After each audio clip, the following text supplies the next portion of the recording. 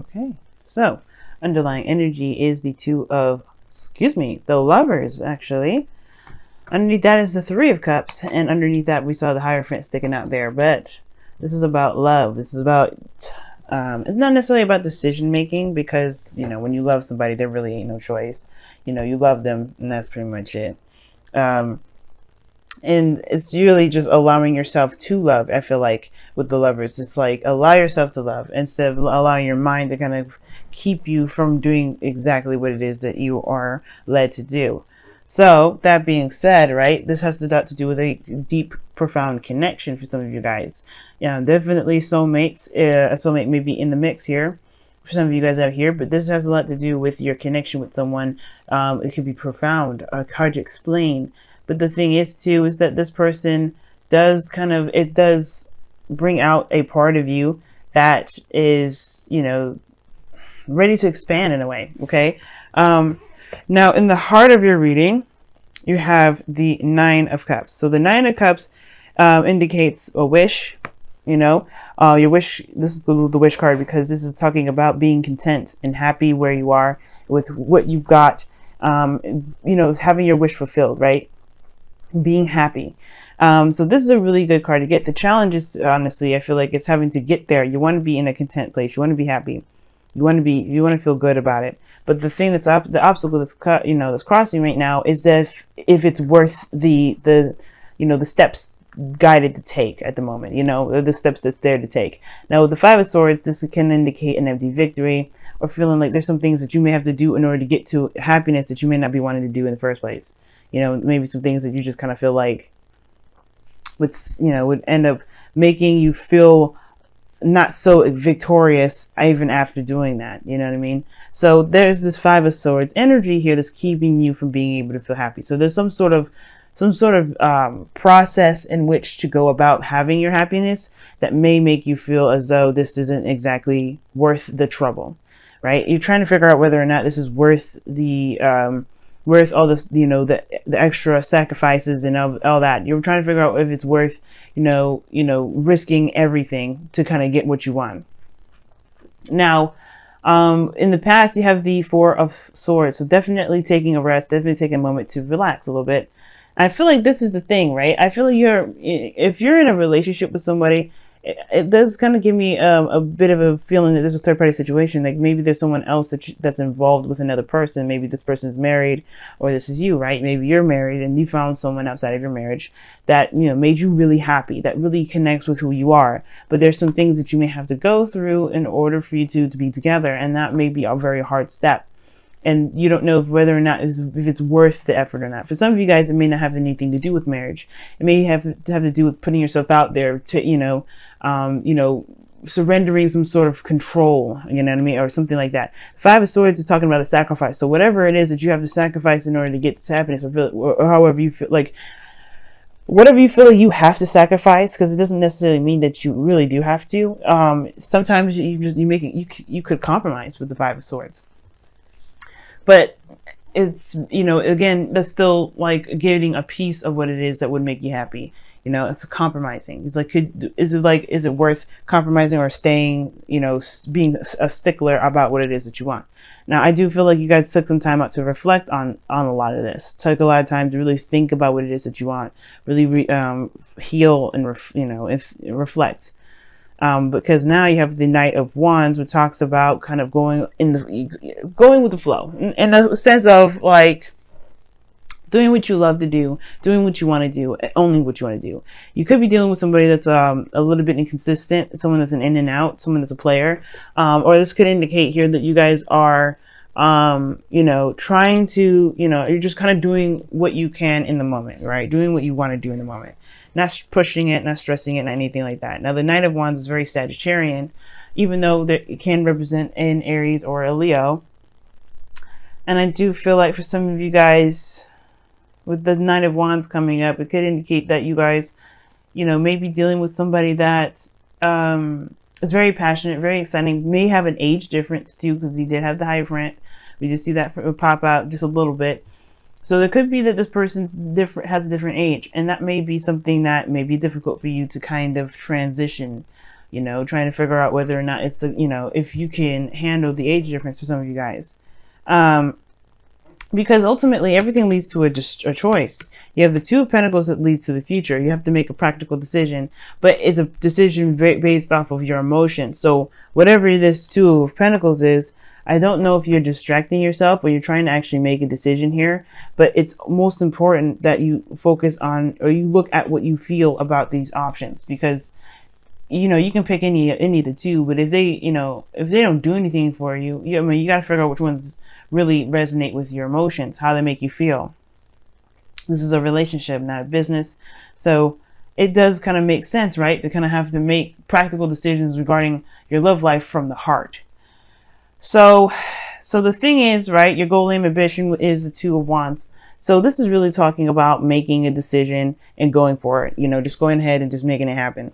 You know, there's no right or wrong way of how to build a relationship. So whatever path that you take, it's totally fine. And I feel like that's your goal. You just want to make a decision and do something about it. You really want to just go in some sort of direction and make this relationship something, you know, or do something with this connection that you've got, right? The Knight of Wands is super passionate and super eager to go. And I feel like that's you guys. You're pumped. You're ready to go. You're excited about the, you know, the connection that you have, how you're feeling. You feel driven. And that Two of Wands to me is like definitely ready to take on the relationship that you got. Now your external energy is the Fool, so you're definitely starting a new beginning, or there's a new beginning that's definitely coming up in this, you know, with the Knight of Wands energy. So this is good, right?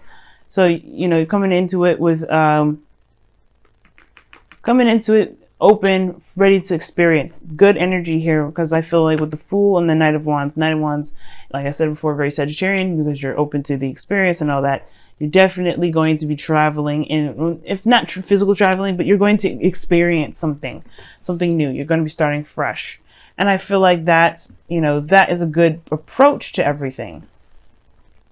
Because in your outcome, you have the Four of Cups. Yeah, Four of Cups. So, Four of Cups, man, that's good, because, I mean, it's not good, actually, kind of, because it can indicate feeling stuck. And it's stuck on the Three Cups that you've been looking at before. Remember, this is underneath. So, Three Cups talks about support, people that are around you, close-knit groups, family. And it could be that the Four of Cups you may be feeling stuck in your emotions, not sure of, you know, of taking that risk, of taking a leap of faith. But in a way, it looks like you already are. Like, you already are, but it feels like you kind of get stuck. I'm going to pull a clarifier for your outcome, because I wonder why you have so many good cards here, but then get stuck here at the outcome.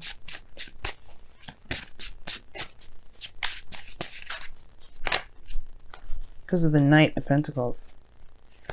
Because you change your mind, maybe? Somebody changes their mind.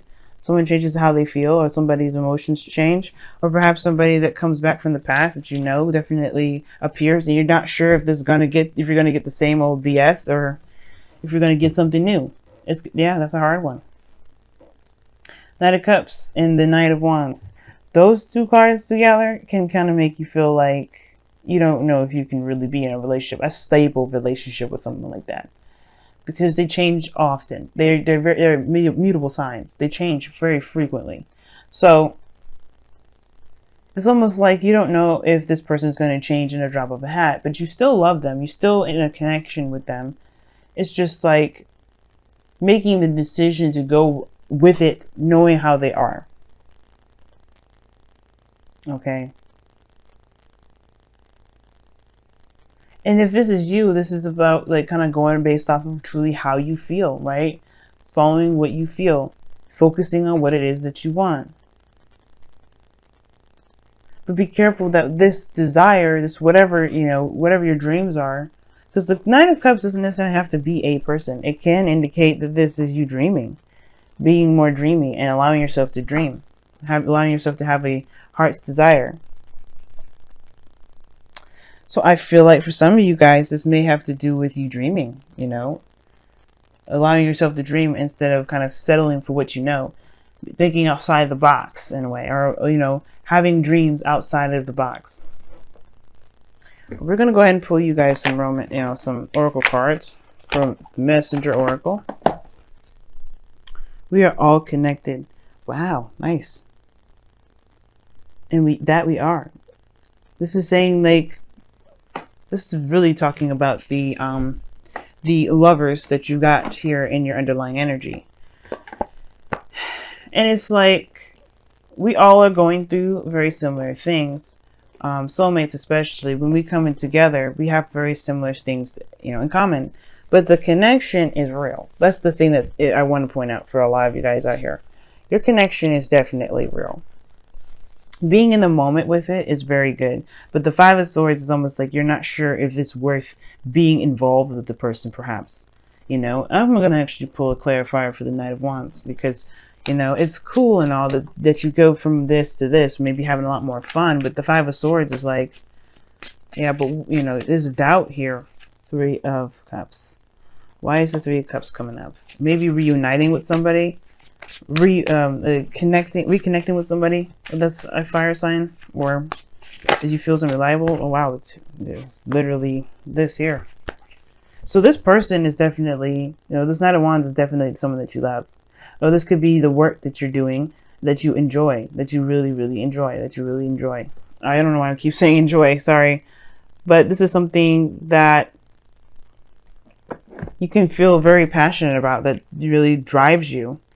Now, for some of you guys, I really feel like this is, this is a workplace. This is in a workplace for some of you guys, or this is having to do with the people that you are surrounded with, or this is someone that's very close to you, perhaps someone that's a friend that wants to become more, or you feel a very strong connection with a friend.